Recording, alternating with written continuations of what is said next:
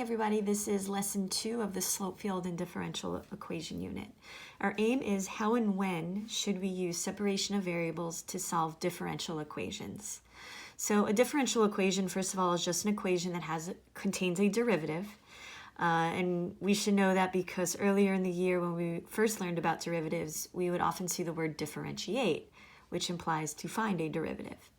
When we're solving differential equations, what we're trying to do is we're trying to figure out what the original function looked like, right? Which we have done before. This is our first model. Notice we're given a differential equation, and we are also given information about the original function. Notice that it's y, not y prime. So that is something that we're going to use a little bit later, but that's not something that initially you're going to use. The aim says how and when should we use separation of variables. So you're going to use this technique that we're about to do, separation of variables, when you notice that your derivative is not just in terms of x, like we've typically seen all year. Now our derivative is in terms of x and y. This is going to tell you that the technique of separation of variables is going to be used. So let's actually get into it. So step 1.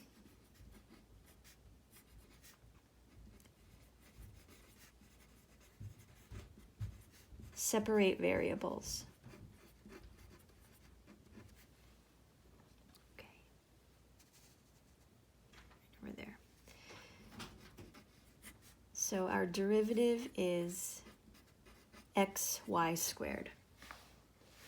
And typically when you do separation of variables, excuse that, you cross multiply.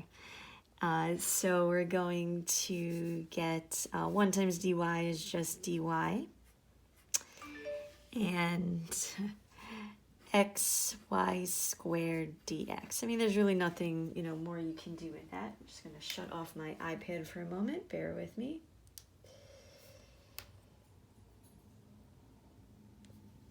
Okay, but we still have not separated variables. What we want to do is we want to get all of the terms that have a y in it, the dy and the y squared on one side, and we want to get the terms that have an x in it on the other side as well. So we're already looking good with the x's. X and dx are on the same side. We're going to have to divide out by y squared. And we're also going to further rewrite the left side as y to the -2 power, right? All we have to do is swing y squared up and negate the exponent. Okay. So we have completed separation of variables. Y's are on the left, x's are on the right. And that also is typically how our equations are set up. Y's on the left, x's on the right. Step 2 is to integrate both sides.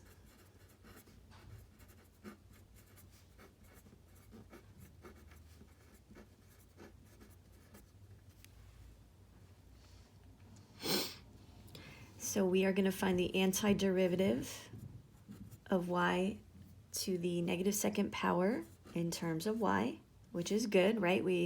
Whatever letter this is in, we want this to be in as well, so we're looking good there. And then we're also going to find the antiderivative of x in terms of x, okay? So this would just be a typical power rule. We add 1 to the exponent, and we also divide the existing coefficient by that new exponent. So if we add 1 to -2, we get -1. And then technically, we would also have to take the pre-existing coefficient and also divide it by that new exponent, plus c. All right, we haven't really had to do that too much recently because we've been pretty much doing the fundamental theorem of calculus, which has the upper and lower limits here. But we do not have upper and lower limits for these problems, so our plus c will be necessary. I'm actually going to call this c subscript 1. We're going to also find the antiderivative of the right side. So we're going to add 1 to the exponent, and we're going to get 2. And then we're also going to divide the original coefficient by that new exponent as well. And then plus c, which I'm going to call c subscript 2. Okay, so this is the only time when you do the solving of differential equations that you're actually going to put a C1 and a C2. We're actually just going to put a plus C, and it's accepted to put the plus C on this other side. We have to understand that C subscript 1 and C subscript 2 represent unknown constants. So you could technically subtract C1 over here, right? And that would just form a new constant altogether. You could also subtract this unknown constant over to this side, but then again, since they're constants, they're like terms, that would just produce an altogether new constant. So what's expected of you is that you're just simply going to put a plus C on the right side, the side with the x.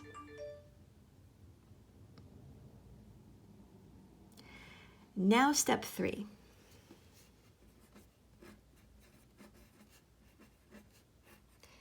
We're actually going to find out what the C value is. And we can do that because we were given information about the original function. We were given a selected point. So when x is -1, y is 2.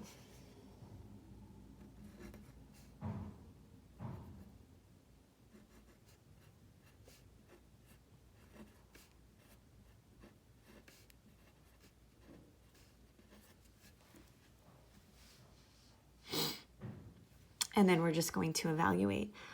This level question would not be a calculator question. We should know that 2 to the -1st power is really 1 over 2 to the 1st power, which would give you 1/2. Watch your PEMDAS here. -1 squared is 1. 1 times 1/2 is 1/2.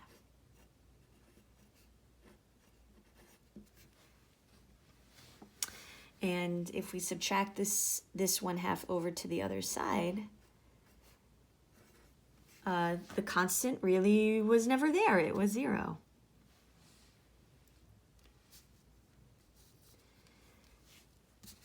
And then we go to step 4.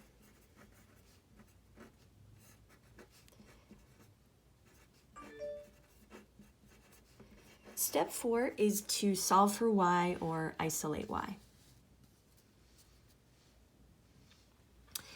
So what you would want to do is you would want to search back for the final sort of answer to step number 2, which was right there, after finding our antiderivatives. And we would, at this point, sub in our C value.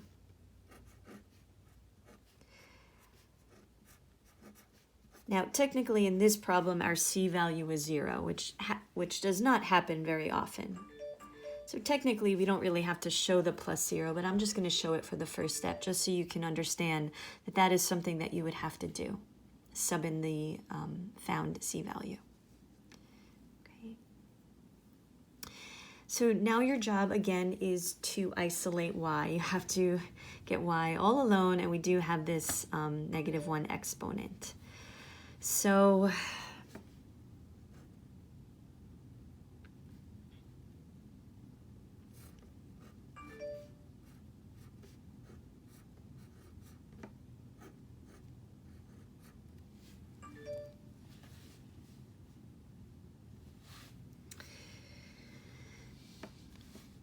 what I did was I converted y to the -1st power.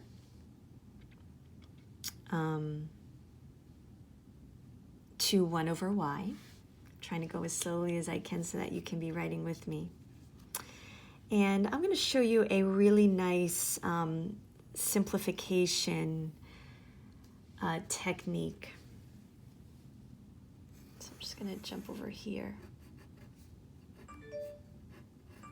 So we have 1 over y equals, and you know what? I'm going to write I'm going to write 1/2 x squared simply as x squared over 2. And if we want to isolate y, we have to get y by itself. And notice that both sides are fractions. The quick way to do that is to find the reciprocal of both sides.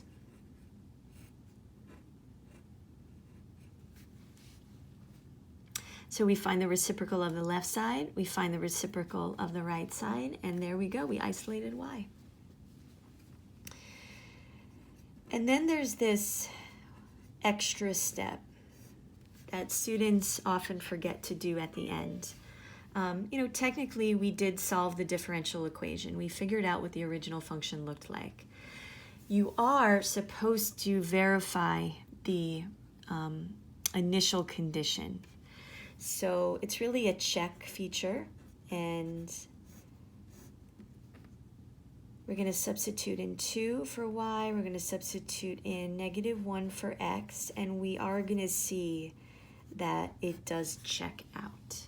So it's really not until you check this initial condition that you should be circling or boxing in your final answer.